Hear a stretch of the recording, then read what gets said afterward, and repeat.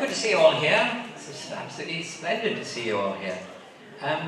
Well, yes, my doctor was, in the beginning, comedic and chaplain-esque, some people said, and I did go through a darker phase, because that's what I thought I would do once I got to know what the doctor was like, once I got to know him, because I hadn't really seen Doctor Who for many a year when I was working in the theatre principally, and we didn't have VCRs and DVDs and various other means of recording stuff. So I lost touch with Doctor Who, and then I got the job, and my normal acting was in a comic vein, and then when I put on the Doctor's mantle, I realised, wow, this is one of the great acting jobs in television, because you can take this character anywhere, and that's what I decided I would do. I wanted in the end to make him mysterious again, like the very first Doctor, because when he arrived in 1963, we had no idea who he really was. He was a mystery, and there was something cranky about him, dangerous, and I wanted to bring that back to my Doctor. I wanted my Doctor also to have bits and bobs of all the other previous Doctors in him. So that was my ambition for my Doctor, and that's why I took him on that journey. And now I'm going to take myself on a journey, and then I'm going to come down, see if anyone wants to ask me any questions. If you do want to ask me any questions, just put your hand up, and I shall attempt to run over everyone's feet. Well, do you still perform magic? Because I know that you performed magic in the episode. I'm just moving, and I didn't do a thing. It's magic. Magic. Well, yes, I've kind of performed magic. Hello. You win. I performed magic off and on in various roles before I actually got to Doctor Who. Are you going to high five, or are you just going to answer the question? Okay, okay, high five too. That's it. That's it. Yeah, I did. Oh, my bad. Hello. How are you? Are you well? Great. I'm glad you said that. Yeah, I did magic. I'm Just not going a to magician. circle. I have the ability to do magic tricks, and I've done all sorts of magic tricks. No, well, vanish, and then no, you have. The thing about magic is, children, put your hands to your ears. It's not real. You have to prepare to do magic. You can't just do it at the drop of a hat. Now, wouldn't it be great if I dropped my hat and then pulled a rabbit out of it? Oh, yeah. Anyway, well, what about this? I'm going. But if you listen very carefully, listen. There's a little bird under there, that's what's making it go. Let's see. That might be magic, I don't know if it is. Woo! Thank you. Someone down here put their hand up as I passed by. Oh, there you are. Hello. Favorite episode? My favourite episode? Oh, I don't know really. They're all kind of... Because I view it from a very different perspective from you. Because I was in it, I know about it, and I see it very differently. And sometimes my enjoyment from it came from strange things. We were doing one which was called Survival. Just follow the hat. I go up here so you can see it in the back. Anyway, we were doing Survival, and Survival was set in a sandpit. I called it the deserts of Dorset. And, You just want to see him. 100 degrees, you thought you were really comfortable there, and I've just come along. And I'm going to run all over your legs. Oh. Anyway, can I get up? Is there room back there to go around? There's not, okay. Anyway, Survival. We were in the deserts of Dorset. It was over 100 degrees. It was so hot. And we had lots of girls dressed up as cat people. And they were wearing, you know, kind of fun fur cat suits makeup, and it was over 100 degrees Fahrenheit. Spot on. It was like making a spaghetti western, which I quite enjoyed really, because you know, I always wanted to do a spaghetti western. Anyway, one of the girls, she completely couldn't take it anymore. There was no shade, there was no effort to, you know, for them to get out of the heat, being the BBC. I was all right. I had an umbrella. I put it up. They shaded me. So people used to say, "Why do you have that silly umbrella?" And I soon found out. Anyway, this girl really couldn't bear it, so she stripped off her fun fur costume and ran and pulled off all her makeup and was last seen running over a sand dune. The only thing was she forgot she was only wearing a thong. Oh! I think that was one of my favourites.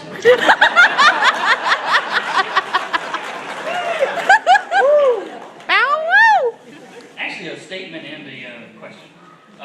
When I first moved here in '75, the very first British television show was Vision on. And to this day, I want to thank you and Tony and Pat for actually inspiring me to become an artist, because I am now a graphic artist and graphic designer. And if it wasn't for you guys, I don't know that I would have chosen that field in the past. So thank you very much for doing that television show. I fondly remember it. Yes, sir. Second off, I just recently watched an interview with Tom Baker. He said something that was very, very interesting that I thought. When the doctors, when you guys get together for conventions and stuff, it's funny how, as an actor, you'll sit there and you might comment on their Macbeth and you might comment on their Hamlet, but you will not comment on each other's doctors. Why is that?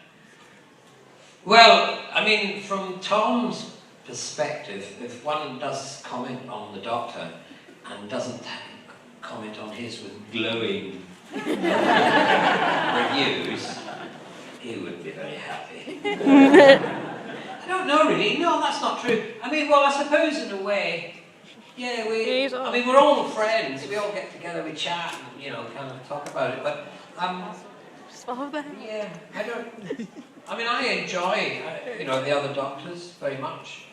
I was privileged to be 2 Doctors because Colin Baker forgot to turn up for the regeneration. And so they put me in his costume. Of course, they lost me for 3 days because he's a big fella. And, yeah, okay, that's true. We don't comment on each other's things very much. Thank you, Hen. That was a Scottish accent, wasn't it? If your doctor could have travelled with any other doctor for one adventure, who would it have been? Oh, right. I suppose Patrick Troughton, because he was the first one I ever saw, and I quite liked him. I liked him a lot. Yeah, I'd like to have travelled with Patrick Troughton. Although, I would really have liked to travel with all of them in the 50th anniversary, which is coming up. But, don't get excited. Sadly, the BBC producers have decided not to do that one. But Big Finish, they do the audio plays of Doctor Who, they've decided to do it, so I think they've dug up John Pertwee and, you know, William Hartnell was even grumpier than usual. I was interested in the process of making a Big Finish audio, and one thing I'd like to know in particular is if you record your dialogue with the other actors or separately. Mostly, principally we all work together. I mean, yeah. But sometimes we can't get, you know, sometimes there've been 4. Hello? And so, yeah, we record them together generally. He's off. In the studio. But now and again, I've done some where, you know, I couldn't make that day. Neither could Colin or Peter or Jake. The new line, you know, follow the so hat. For those 4 or 5 Doctor ones. So, yeah. Anyway, anyone over here want to ask a question? Well, I'm leaving then.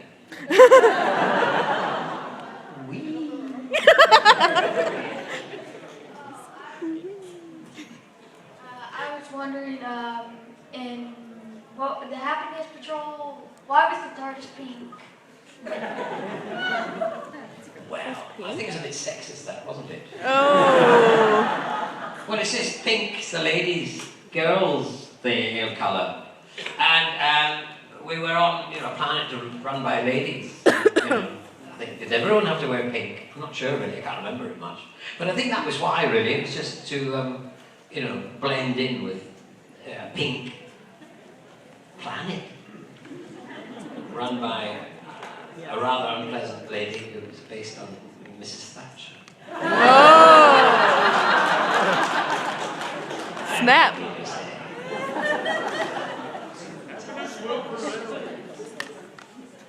Was it intentional? Was it a device for the doctor? You just wanted to have fun? The spoons. Well, what happens with the spoons was that Jonathan Turner liked to have a party, the producer, and we were on location. And every time we went on location, we used to have a party.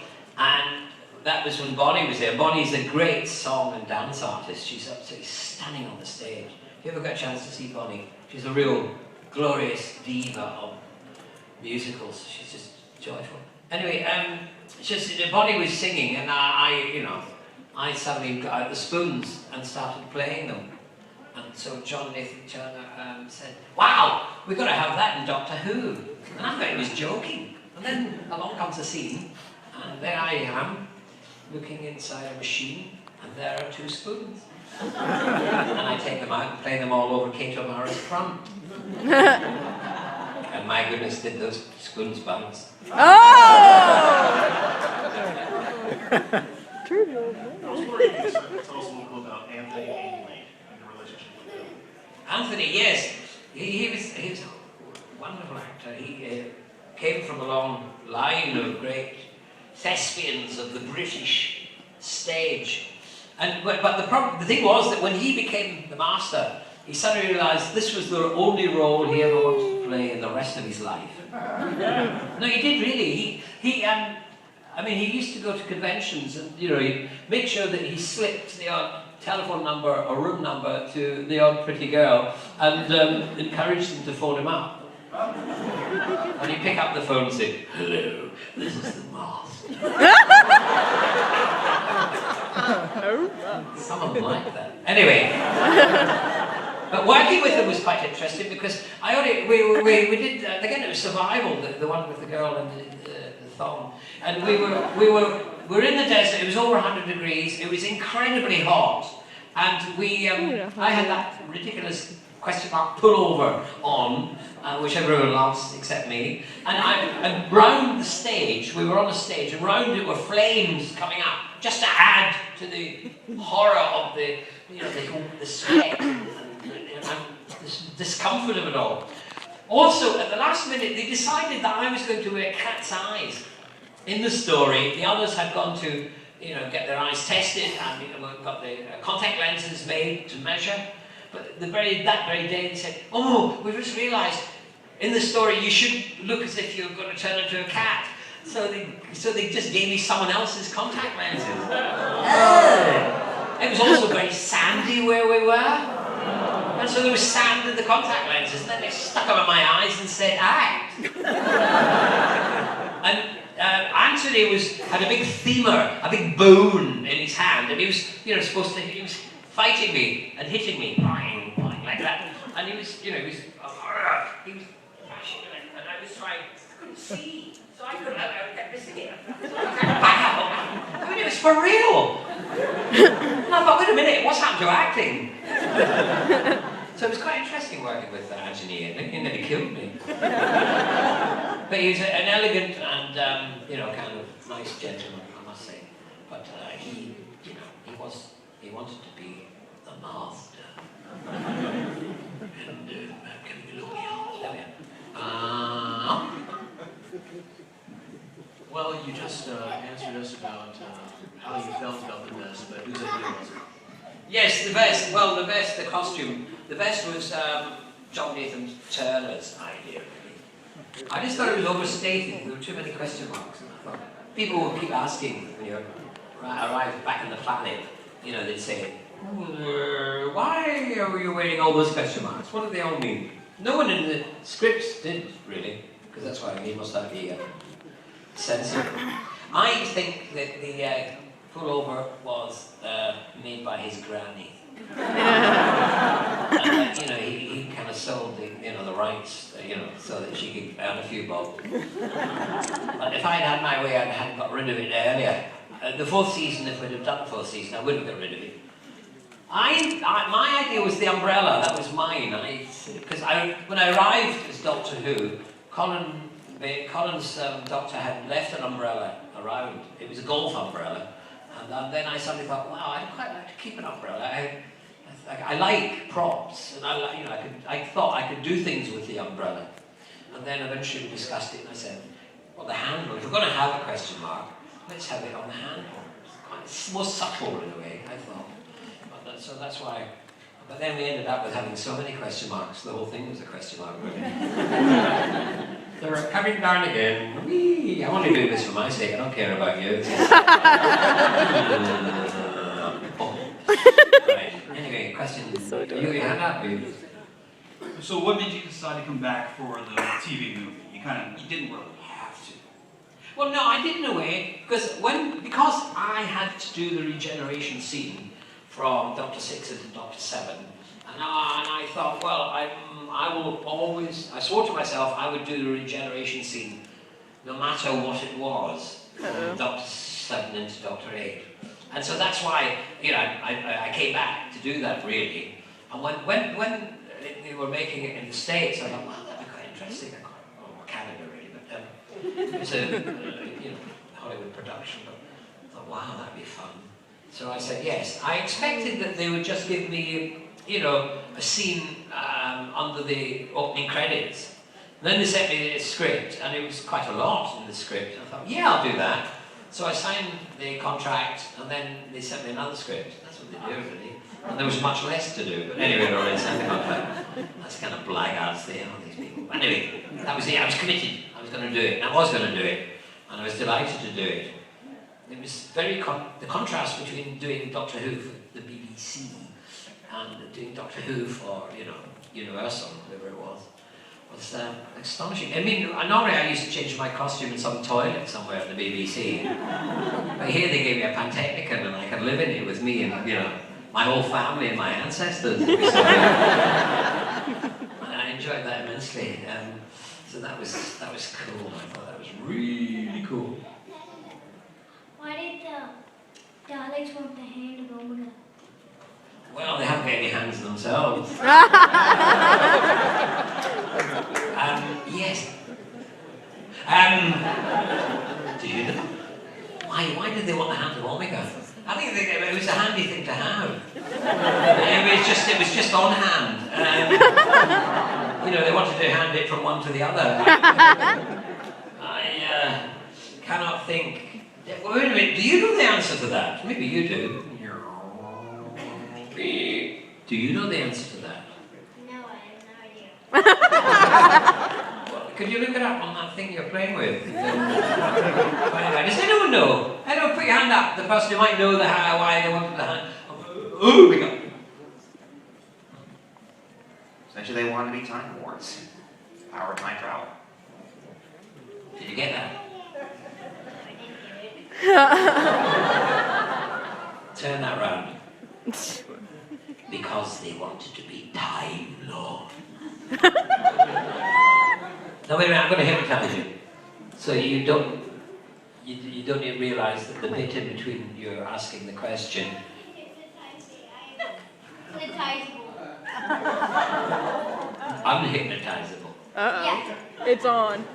Okay. Challenge You don't accepted. realise I don't know the answer to that.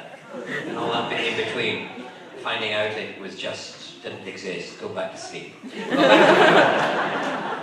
Any questions along here? Hands up.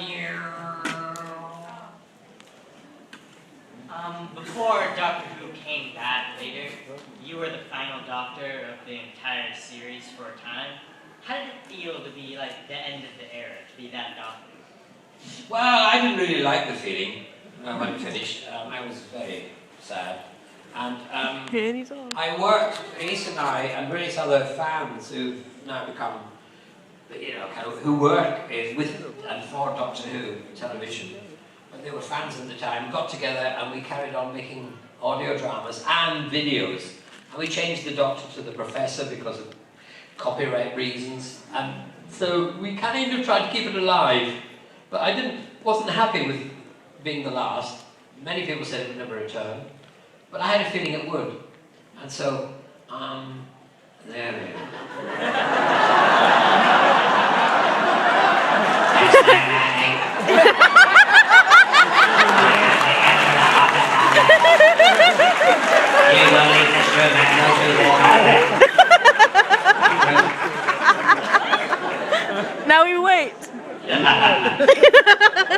So, how did you like being? This is a Lord of the Rings question, maybe. How did you like being Radagast? Radagast. Radagast. Radagast. Radagast, yes. Yeah. Yes. Are you gonna Radagast sounds cleaner. Can you turn into a bear? That sounds like a bat. What? Can you turn into a bear? Can I turn into a bear? Yeah, you should see me after a few drinks. No, it was great. Great. Radagast was such a wonderful role. I remember when they said they wanted me to do it, and I rushed home because it had been years since I read The Hobbit. So I rushed home, and I opened the book, and I thought, where is he? Yeah. But then Peter Jackson invited me for tea, and then he said, look, we'd really like you to play the role of Radagast. And we've taken other parts of the writers, kind of writings, and we've made the part bigger. And we talked about the fact that I was originally up for Bilbo Baggins in Lord of the Rings. And there was about 600 people, actors. Anyway, it came down to 2 over a year. It slowly went down, and then the 2 were myself and then someone else who I didn't know who it was. They wouldn't tell me who it was. So there was between us, we 2.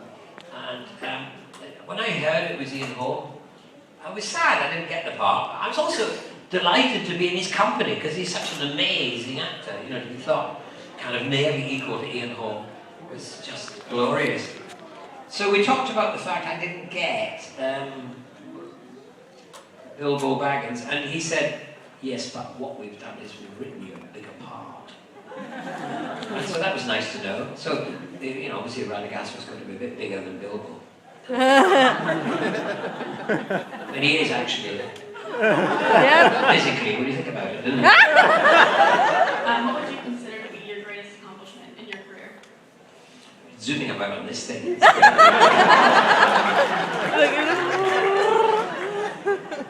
My greatest accomplishment, I think, has been the fact that I have been an actor from 1969, and I've hardly ever been unemployed. My profession is a difficult thing to do. It's especially in Britain, we have many actors and not enough jobs. But I've been very lucky, and I suppose I've been lucky is because I've been quirky and strange, and I wasn't a matinee idol. I mean, I was idol, but not at matinees. But anyway, a terrible joke, actually. So yeah, I think that just keep going. I'm still working. I'm still here. I've done an immense, various different types of roles.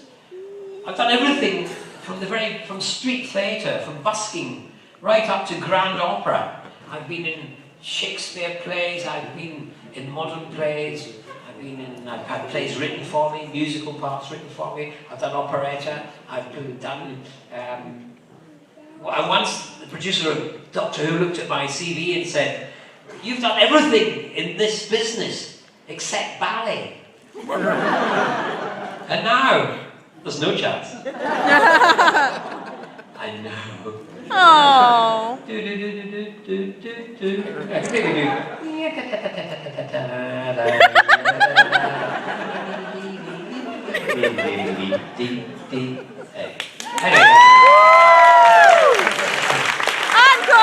That's my ballet, I've done everything.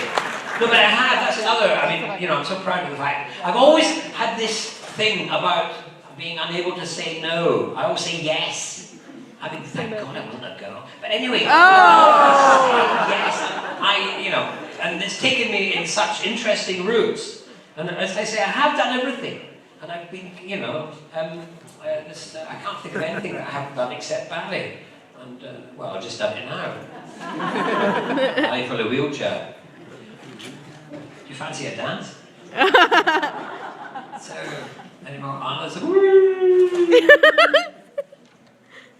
your real name? Oh. What's your real name? I like that. It's a great voice. What's my real name? My real name is Percy James